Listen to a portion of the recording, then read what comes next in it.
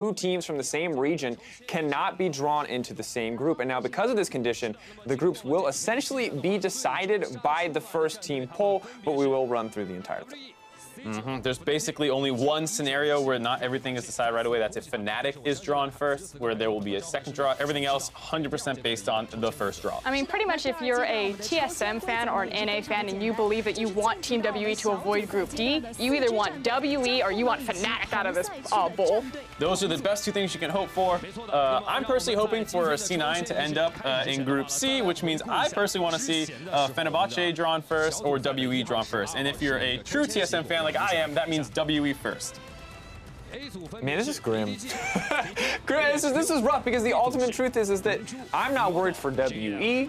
I am worried for the NA and EU teams respectively that have to go up with them, and I think that's just a testament to the strength that we have seen here. I'm actually worried for a couple of my Chinese teams, though. I'm actually really worried for EDG. Fnatic could end up in that group. I think Fnatic stylistically matches up really well to punish EDG. You can see the crowd ready.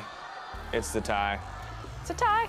He's been around for a very long time. I think he started playing, he's been playing professionally for 5 years now, formerly from Invictus Gaming. People should remember him. Old school Worlds fans. Been to a lot of international competitions. If you've been watching for a while, you definitely know this guy's name. And here we go! Moment of truth. Wait, what was it that NA wanted? They do not want, oh no, they want Fnatic or WE here. Fnatic or WE. Who's it gonna be?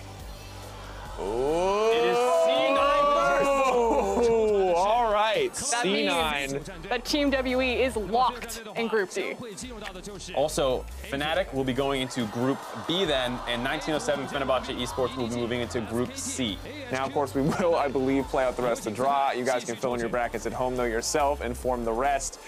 But that is the nature of so many of his teams going through that are third seeds, is that there's so many few valid options. They just want to keep Zatai on stage, make sure he can get all the draws he wants, even though it is mostly locked in. He's doing it in order, though. He got Fnatic into Group B. Let's see if he can get 100%. Right now, he's got 50-50 on this last one to make sure he gets it 100% right. Is Zatai the greatest group drawer we've ever had? That is the question now on board.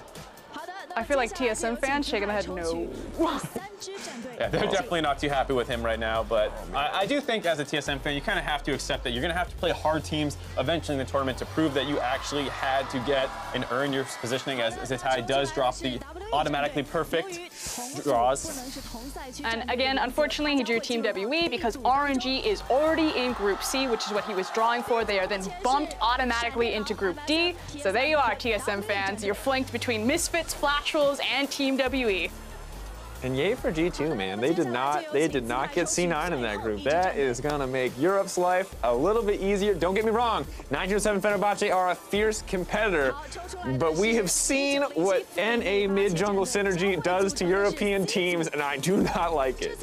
It is a little disappointing. As a Fnatic fan, or excuse me, as a European fan, you're obviously very happy that the group does not get any harder, but the big concern, of course, was already Samsung and RNG. Are you going to be able to match up versus those two teams? Whoever was coming in from the pool 3 side, you know, basically C9 most likely, if it wasn't going to be 1907 Fenerbahce, you're going to have a hard battle no matter what.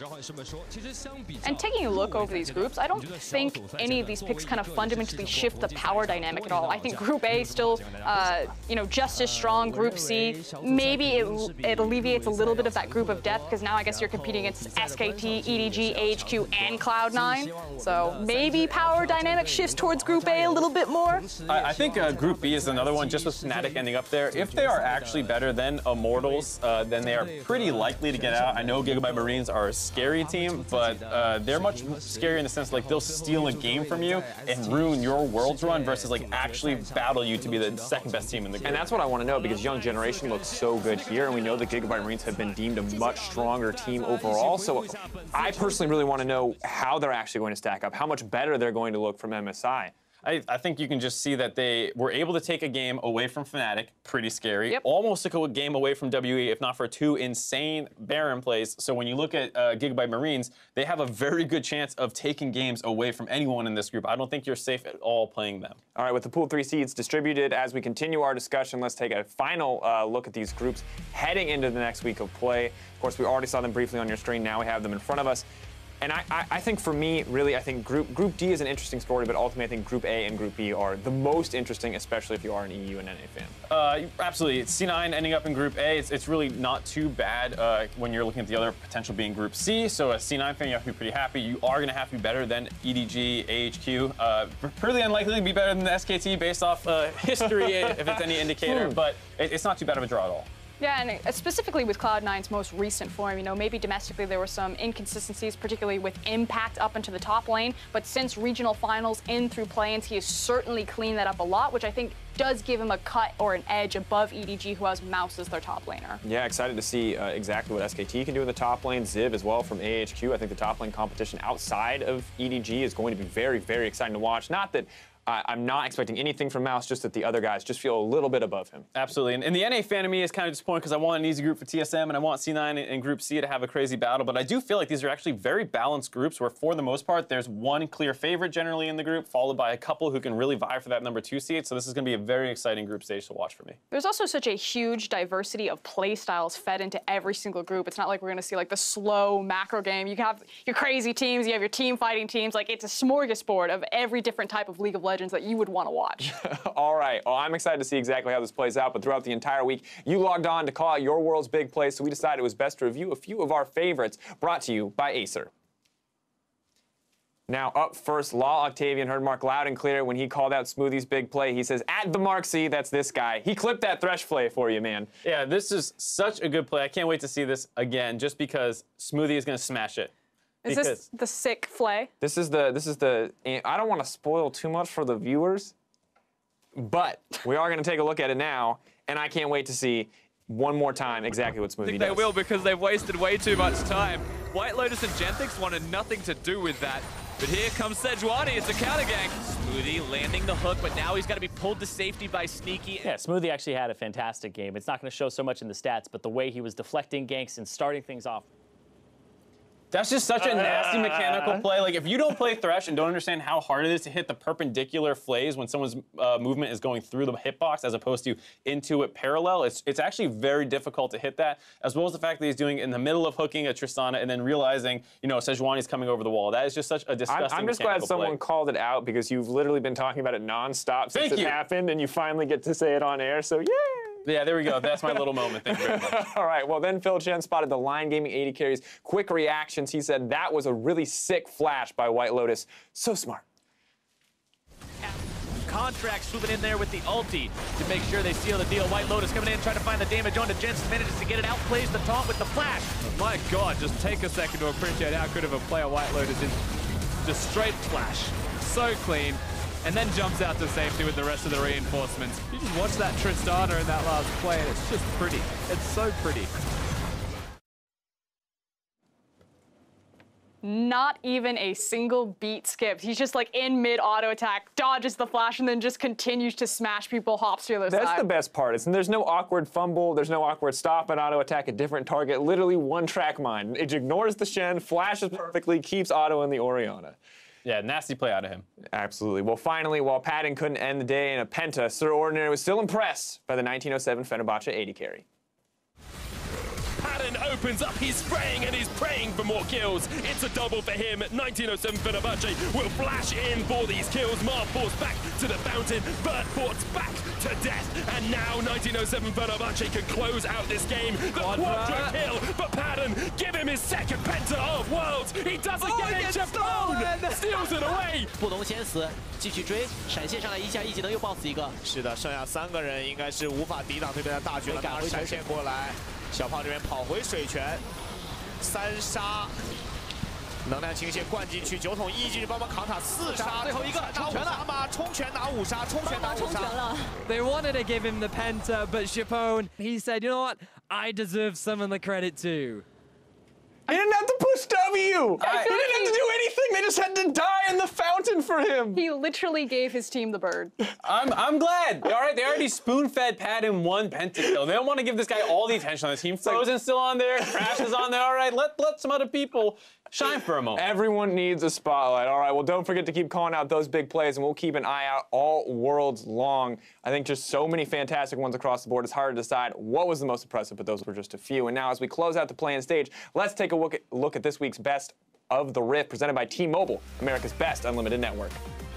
Now, these are the players that stepped up on the big stage and made their names known throughout the play-ins. And first up, it's Team WE's Condi and Lion Gaming's White Lotus. Both these guys had pretty huge performances. Condi most recently, he's even playing marksman a little bit. He's doing a lot of stuff over the Rift. Different styles, I think, was the great way to put it, because you have the Jarvan early game, tanky jungler, Gragas a little bit more late game focus, and then finally the Ezreal pick. Yeah, and we just saw White Lotus flexing some of his mechanical abilities, but it wasn't just that one play. Yes, Lion did go down, but White Lotus had a phenomenal series, had a phenomenal plans, and frankly, a phenomenal Worlds. Yeah, and while our next player may have struggled a little bit in the group stages, he came in clutch in the elimination match. It's going to be Fnatic's Caps.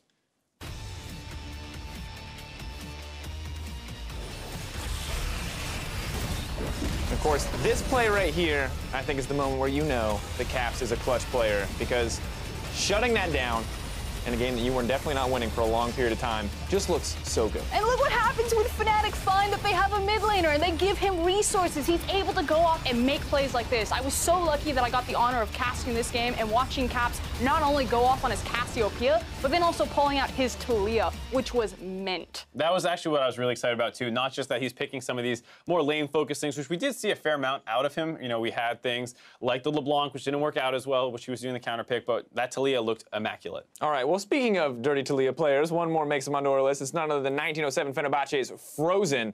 And this is a guy, I think, who, when you give him a roamer, he makes his name known across the map. And you did say dirty Talia plays, and Frozen certainly had an abundance of them, but there was also that crazy Echo play, that performance alone that broke the tiebreaker, that allowed them to get this best-of-5 series and walk into top 16 at Worlds. Not to mention the Cerulean Soul play. I was about to bring it up.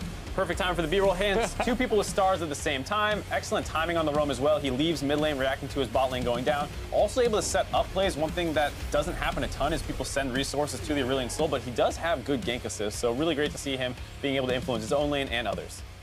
Well, of course, it's interesting to see exactly how far a lot of these players have come, but from the first CS to the final A's, followed Best of the Rift in more places than ever. T-Mobile, America's best unlimited network.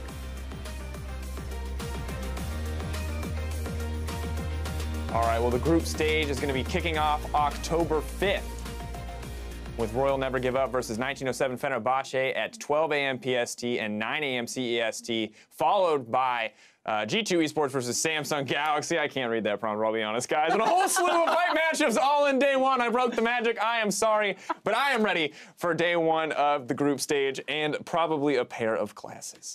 Yeah, I would fix that over there. But we get our first look at RNG. I'm super excited to see how the other LPL teams are faring right now. We've kind of gotten the slow, steady pace of Team W, and I really want to just shift gears and go back to that sprinting play style. I also love that starting in Group C, which is often being hyped up as one of the craziest ones, with just the sheer amount of talent in that group. So very quickly, we're going to see how that starts shaking up right away.